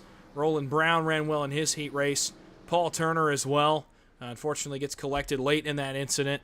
But those are guys for sure that I want to see back in the SummerSlam 499. So I'm hoping they're in the field. If they're in chat right now, get in the field, because believe me, very impressive runs of all four of those cars, counting Roland Brown as well. So looking forward to see it, and William Britton as well. Tough breaks for several cars right there that I wanted to see in the SummerSlam 499, and that still we could see this weekend. And if they're in the field, watch out. Some dark horses for sure. Well, unfortunately, I believe there's no fast repair in tonight's event, as has been the case with PGR eSports throughout the last couple of months. And as such, it has seriously reduced the size of this field. We're down to about 11 cars here without damage at the front, and a number that are going to be damaged. We'll take you through the undamaged cars first. John Ward will be on the inside of row number 1. To be Wyatt Gray to his outside in second. Row 2 will be Devin Ray for the Jack Shack and Dylan Jones in the 39. Row 3, Sammy Carter and Nathan Rostasil. Row 4 will be Jason Stevenson and Brian Hennings. And then row number 5 is going to be comprised of Joe Sullivan and Logan York. And then 11th place, Adam Young, is the last car, I believe, without any kind of damage. The damaged cars that will be still on the racing surface will be Roland Brown, Bryce Saucier, Richard Elliott, Ron Morris, Matt Lee, and Mike Davenport. So, looking forward to this finish, as the field is severely limited now, down to about 11 cars without damage and a lot with. We'll go through and do some status checks here. Roland Brown, considerable damage to his number 14. Bryce Saucier, though, looks pretty okay on the front end as he comes around past the camera. The back end is crinkled, but certainly still a raceable machine. So Bryce Saucier could still be in this one. Richard Elliott has some considerable damage. So too, I believe, is Ron Morris on the rear end of that car. Matt Lee, that car's seen some better days in the 0-4, but he's still continuing on as well. And Mike Davenport will continue without a rear bumper as well. But Saucier is not out of this thing yet. We believe the drivers going for entries as of right now would be Wyatt Gray, Jason Stevenson, Joe Sullivan, Adam Young, and Bryce Saucier, along with Roland Brown. So, all right, here we go, Kody. 3 entries on the line. Believe 5 guys left on the racing surface going for those entries. Who do you got here late in this race? Well, again, he's been impressing the entire race, and I'm going to put my money down on Wyatt Gray. He's got Dylan Jones, a very experienced money racer, behind him. Sammy Carter's been putting in a lot of work and honestly has been impressing me so far. I know, John Ward has got a lot of help down there on the bottom, but I'm going to stick with the 54 of Wyatt Gray. He's got good pushing behind him as well, and Dylan Jones, he knows how to get to victory lane in these races. Green flag is back in the air. It's 3 laps to go at Talladega in the feature. Will Wyatt Gray not only win a free entry, will he win the race as well and put it to the big dogs here at the front of the field? What a win this would be for Wyatt Gray, a statement headed into this weekend. He'll get the lead here as they climb the banking and get off of turn number 2. Dylan Jones all over the back of him. Bottom side, Ward, Ray, and Rostasil. Further back, some guys starting to make their way forward. Jason Stevenson in line for another one of those entries. So too, Joe Sullivan in the 76. He's in this as well after he barely missed that incident. But look at Wyatt Gray to the bottom of the racetrack and to the lead in 3. And Wyatt Gray has got to be licking his chops right now. A great pusher behind him in John Ward. It looks like he's going to be able to control this race. It would not surprise me if you see Wyatt Gray have the option to move back into the middle line in front of Dylan Jones. Coming to 2 to go with the line. Yeah, it's going to be hard-pressed to get away from that bottom line pushing-wise, though, because John Ward and Devin Ray are 2 of the best in the business, night in and night out. If I'm Wyatt Gray, I understand you probably want to go back up. He's leaning to do it, but he's going to stay in front of Ward right now. I wonder if John Ward maybe getting on the radio saying, okay, hey, go up and I can push you all the way home. There it is. There's the move to the top side. Wyatt Gray, it's like he's been here before. The Starburst Toyota continues to lead the way. John Ward may get the lead for a moment in 3, but Gray now has a fresh Dylan Jones behind him. One more move down, trouble. Jason Stevenson, Brian Hennings gets sideways, Hennings makes the save. Brian Hennings, that's incredible car control out of the 74. And now as the field works into the tri-oval, we're going to settle it here, and now we're down to just a few cars left. Wyatt Gray to the lead. He will get the lead and see the white flag. 2 by 2 by 2. Each line has 3 drivers, and really right now it looks like it is down to 6, maybe 7 drivers. Again, if you're John Ward or Wyatt Gray, you have to like the situation you're being put in. Oh, as Wyatt Gray is going to split Woo! John Ward. What a move by the 54 of Wyatt Gray. That might be the race-winning move. No help on the bottom. Wyatt Gray says, I don't care that you're a former PGR champ. I'm going to put the bumper to you anyway. Get you out of my way. Wyatt Gray now has the help. He's up against the Jack Shack's Devin Ray. It's going to be 2 by 2 all the way home. Look at the push by Rostasil. What can Dylan Jones do on the back of Wyatt Gray? He'll drag race all the way down. Does anybody look for the win? Does not appear they're going to do so. 2 by 2 through the trial for the final time. At the line. Photo finish. Oh, man, that's as close as it gets. Triple zeros. I think it's Wyatt Gray. Wyatt Gray did get the win, barely over Devin Ray. What a finish, and he owes all of that win to the man pushing him from behind, Dylan Jones. What a performance there on that last lap, pushing Wyatt Gray to the win. Oh, man, Wyatt Gray. Not only are you in the SummerSlam 499, well, he's also getting a celebratory bump, or at least that's what Logan likes to call that. Not only are you in the SummerSlam 499, but he just went out and beat some of the best. I mean, listen to these names that he just went out and beat. John Ward, Devin Ray, Dylan Jones, Nathan Ross. I mean, these are guys that are winning on a nightly basis. Champions of money racing, winners of a lot of big-time races. And Wyatt Gray says, I don't care what your reputation is. I'm going to go out and get the job done. And he does just that. We're going to allow him a chance to celebrate before we go back and watch the replay. He's earned that opportunity, so let's see if he comes around here and does some burnouts, because, I mean, he deserves it at this point, but you're right. Props to Dylan Jones. I didn't know if he was going to step out. Obviously, for the paid drivers, a little bit different stakes. They were racing for some paid money there, so not as much incentive to necessarily win the race. And he may start this burnout in the grass. You think this doesn't mean something to Wyatt Gray? He's burning it down Earnhardt style in the grass on the infield. And what a veteran move again by Dylan Jones, understanding the situation. Dylan is a paid driver, and he's going for the money payouts. He understands that Wyatt Gray also is going for a spot in the SummerSlam 499. So hats off to Dylan Jones for his performance, not only in making money in this race, but, you know, he helps the SummerSlam 499 driver entries with getting another driver to punch his ticket here tonight. Well, he gets the celebration, so I was going to see if we could do a couple of post-race interviews. We'll do one. We'll maybe see if we can get a word with Michael Triscaro here in just a moment. Not quite yet.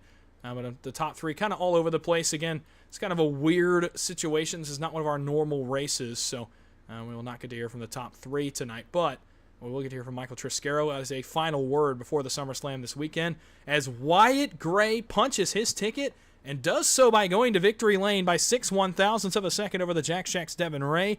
Dylan Jones will finish tonight third. Nathan Ross is still fourth, and John Ward finishes tonight in fifth. Samuel Carter finishes sixth. Joe Sullivan in seventh, so I believe he gets an entry as well. We'll double-check that before we go off the air tonight, but I believe he will punch his ticket as well. Logan York finishes eighth, Adam Young ninth, and Jason Stevenson in the 10th position. Give me just a second here. I apologize for that. Finishing in 20th is Mark Math. 21st is William Britton. Jackson Lauderbaugh in 23rd. Nash Brambilla in 24th. Josh Jimbroni in... Nope, I apologize. I am actually getting one spot ahead of myself. Josh Jimbroni in 24th. Heath Job in 25th. Joe Huerta in 26th. Terry Wilson in 27th. Paul Turner in 28th. Garrett Caswell in 29th, and David Giusti in 30th. That rounds out our 30-car field. And actually, we might get a couple post-race. We might get one post-race interview. We'll go ahead and do it here in just a moment. We'll go see if we can round up a couple of guys to talk to here before the end of the night. Stay with us here on PGR Esports. We'll also try to figure out who got the 3 free entries to the SummerSlam 499. Don't miss that information. Find out who's locked into the SummerSlam when we come back here on PGR Esports.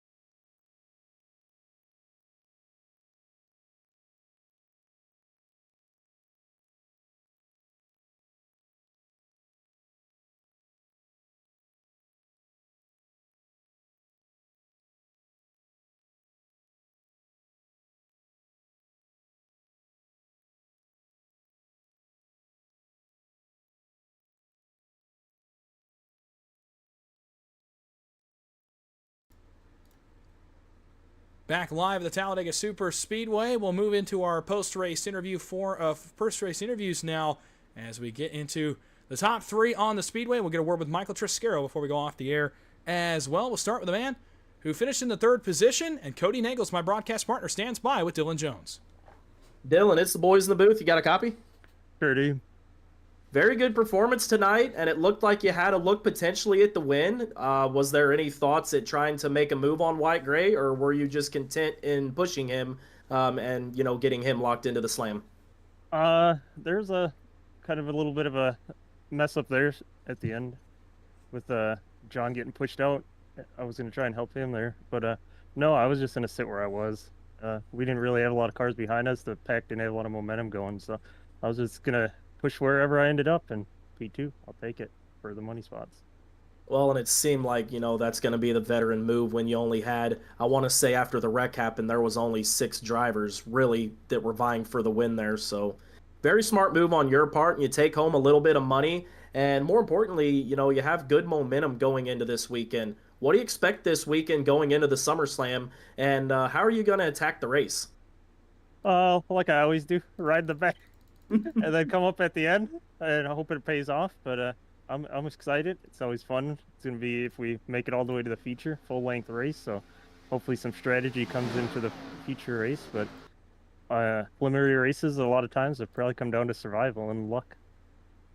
Well, and I'd have to say that the long races like we're going to see this weekend, they tend to lend themselves to a more patient approach. And you're known, obviously, as one of the most patient drivers that we see on the money racing scene. And it's not going to surprise me. You're going to sit there, I guarantee you, what is it, 100, probably 150 plus laps before you even think about it. So I'm not going to be surprised if I see you up front, and I'm probably sitting wrecked out and hopped up in the booth at some point in time if I make the feature. But nonetheless, you've got a very, very good shot to win the race this weekend, and I look forward to seeing you out on the track. Before I let you go, though, is there anyone you'd like to thank or shout out? Just a huge thanks to Triscaro and PGR for putting this all on. It's an amazing event, and it's going to get even better. And Prime Hydration for coming on. Forgot the other sponsors. That's not good. But all drivers out there, it was clean up front, and congrats to Wyatt. He's not a regular here, and I think he should be, because he showed some skill out there and he knew what he was doing. So excited for him. Yeah, he definitely impressed us up here in the booth. And again, big shout out to you for the performance that you had tonight.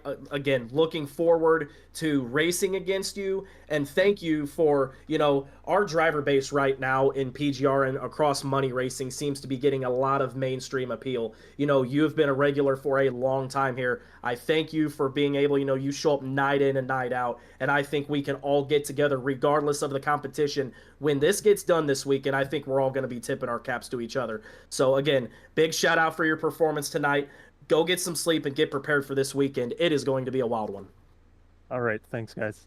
Yep. Thank you. Dylan Jones in the 39 tonight, your third place finisher, and you heard him there. He talked a lot about Wyatt Gray. We'll get to talk to him in just a moment as we watch a replay of your finish. And look at that margin of victory, man. Incredible. And unfortunately, the next man coming up to the booth, he was just short, but I believe he'll take the payout anyway, and that's the second place finisher. But the first place finisher in the money tonight, and that is Devin Ray in the 2. Devin, it's the boys in the booth. You got a copy? Yes, sir. Oh, look, that Jack Shack Toyota was fast all night. The whole team really looked good all night long. We mentioned it throughout the broadcast. You guys look really prepped for this weekend, and it's a second-place finish for you tonight to round out this week of preparation. Going to take me through that last lap. Bit of a scramble there. John Ward goes off your nose, and all of a sudden, you're racing Wyatt Gray instead of the 92. Yeah, like I said, it started out as, just supposed to be a fun race, and didn't really matter. And then it got kind of intense there at the end, and temps was crazy being third in line. You was, cooking, even getting hot at the end. And I was like, well, I said, I'm content. I was just going to push John there. And about the time I started getting cooking too hot, I noticed chat was disabled. I was like, oh boy. So when it come back on, I was already on the radio telling him I was cooking. So when he went to move up, it just looked like Wyatt got underneath him there and shuffled him on back, which I hate, but shout out to John, working with us, keeping it clean. Because, realistically, you look at it, he could have turned back down thinking Wyatt would check up and trashed us all. But he went ahead and shuffled to the back and came back and give us a small push there on the bottom before he went up in the middle. It was a blast. Well, it's fun to watch, and you're right. It did feel like the intensity kind of ramped up a little bit towards the end of that race, and now the week of preparation's over. That's really the last official race here for PGR Esports before this weekend's SummerSlam 499. So as we get into the weekend's events, what can you take from tonight? What can you take from really this week of racing that we've seen and put it in your notebook here for the weekend? Keep it clean. That's my biggest hope. I mean, you've seen my bad luck in a lot of the heat races, etc. So my main thing is if I can get past my prelim, I'll be happy. And it's a long race. So other than that, you'll probably just see me riding in the back for the most part. Try to be there at the end. We are certainly looking forward to it. Looking forward to seeing the entire JSR group as you guys take on the SummerSlam 499 this weekend. Before we let you go, a second place finish, but first place money for you here tonight. Before we let you go and celebrate it and prep for the SummerSlam, is there anybody you'd like to thank or shout out? Oh, absolutely. Thanks to the Jack Shack boys, Trev, Chris, Joe, all them guys. Like I said, you've hung out with us. We've been around for a little bit, but finally decided to go as a team, etc. And shout out to Wyatt, and I think it was Nathan behind me. All of us keeping it together there at the end, and they held a good line as well. So excited to see some of these new faces in the SummerSlam come Sunday. It's going to be a lot of fun. Thanks for talking to us. Go enjoy it, go celebrate, and go prepare for the weekend. And we will see you come Saturday afternoon. Appreciate it. Devin Ray, the second place finisher. And now, this is going to be a fun interview to do. It's a new face in the broadcast booth as well as in victory lane tonight. And we'll stand by with the winner, Wyatt Gray. Hey, Wyatt, it's Dawson up in the broadcast booth. You get a copy? I gotcha. Well, look, you impressed us up here for sure. Kind of put your name on the map tonight in terms of you making an impact against some of our regulars, and it ends in the best way possible. Not only will you now be racing this weekend, you'll also go to victory lane tonight for the first time here in a PGR event. So first off, just kind of take me through that last lap. What was going through your mind, especially when you went to the middle there of the 92? Yeah, I really just, on that 3-lap shootout to end it, I just wanted to make sure the pushers were staying cool, because you really need their temps to be cool coming to the white. Otherwise, they might back out or they might blow up. So I just really wanted to do that. And then, coming to the line, I realized I was all good. So I just went for the side draft, and I was able to barely get it done. Well, a statement of all statements tonight. You come up against some of the guys that race every single week in these cars. In fact, many of them raced 24 hours ago, and you go to victory lane. Now, you win an entry to the SummerSlam 499. Again, not a regular here with us, but you've now shown some skill. What's the mindset? What's the game plan for this weekend as you attempt to make a run here in the SummerSlam 499? Yeah, the prelims, I know there's a faster pair, so you can definitely push hard, but still probably gonna be careful starting out there, because don't have to burn that faster pair in the start. But also you gotta finish top 5 if you want to not have to deal with the LCQ. So really probably will be pushing hard most of the prelim. We look forward now to seeing you as you punch your ticket tonight. We're going to go let you celebrate here in just a moment, but before we do, is there anybody you'd like to thank or shout out here for your first PGR victory? I guess to shout out Nathan Harper. He was the one that told me about PGR a few weeks back. So he's kind of the one that got me familiarized with the money racing scene here. Well, congratulations on the victory. Congratulations on punching your ticket here to the SummerSlam 499. Go enjoy it. Go celebrate. Go prepare, and we will see what you can do this weekend. Yep. Thanks, guys. Wyatt Gray, the winner tonight from Talladega Superspeedway. We were going to talk to Michael Triscaro. I think he's off doing some race admin duties, so we'll allow him to continue to do that, and we will wrap up coverage here tonight. And, man, what a race. Real quickly, do want to announce there were 4 entries given away tonight to the SummerSlam 499. Wyatt Gray received the first one by virtue of winning, and the other 3 are going to go to Jason Stevenson in the 17, Bryce Saucier in the 54, and Roland Brown in the 14, all going to make appearances in this weekend's SummerSlam 499 by virtue of the free entries, and several others have confirmed they have entered as well. And now this wraps up our prep. So now all the preparation is virtually done. Now we'll make last-minute preparations to get into the weekend. The field will be set by likely tonight, and we will know who is racing for the prize of $1,000 and a championship belt. And Kody, I'm stoked. I got even more stoked watching the racing tonight because we've got some guys that came from this field that are now in the field for Saturday and Sunday that could really make some noise, really shake things up, and put a serious fight to our big dogs, our regulars, for the honor of being the first ever SummerSlam 499 champ. And it's going to be interesting just to see the overall mixture of the money racing regulars, as you had mentioned, and the guys that have earned their way through the recruiting races, and guys like White Gray that have shown a lot of promise, and guys that hopefully will stick around the money racing scene. But the larger picture here is how the drivers, they have spoke. You know, there's been a lot of displeasure given to other major races that we have seen. And drivers, you know, they like to be heard. Drivers want to be heard when they have something that goes on that, you know, it just doesn't really sit well with them. PGR is a platform for all of us to have a voice. Michael Triscaro wants us to have a voice, and he wants us to put out the best overall experience and the best race possible. The SummerSlam 499 this weekend is going to be a statement. I promise you that. Do not miss it. And if you have not signed up yet, I highly advise that you do. There is nowhere where you're going to get this kind of value for a chance at $1,000 to win the race. Super Speedway racing, anyone can win. This is going to be quite a spectacle, and it's going to be a statement across all of iRacing. PGR is here to stay. Man, getting me fired up for this weekend. I cannot wait. Another driver that cannot wait, apparently, is Paul Turner. He has entered his name in the ring as well. He will race this weekend to make the SummerSlam 499. So a lot of drivers. I believe we are up over 120, maybe even 125 now that are entered for this weekend SummerSlam 499, vying for 40 spots, racing for one. The honor of being the first ever SummerSlam 499 champion, taking home $1,000 and a championship belt at the end of Sunday afternoon. That's going to do it for us. This is our last coverage until Saturday afternoon. Go ahead and like and subscribe and be ready when that race comes to you on Saturday afternoon. Again, 1:45 p.m. Eastern is when coverage will begin here on PGR eSports. I believe it will be Austin Green and myself, your typical commentary duo. It'll get you kicked off for prelim number 1, and we will be off and running in the SummerSlam 499. Prelims 1 through 5 will be our first broadcast on Saturday afternoon. The first one starts at 2 p.m. Eastern with coverage beginning at 1:45. The last chance qualifier race begins at 10 p.m. Eastern with coverage beginning around 9:45 p.m. Then the feature, the SummerSlam 499 188 laps from the Talladega Superspeedway, will be Sunday afternoon at 1 o'clock Eastern. We will start coverage likely around 12:30 here on PGR eSports.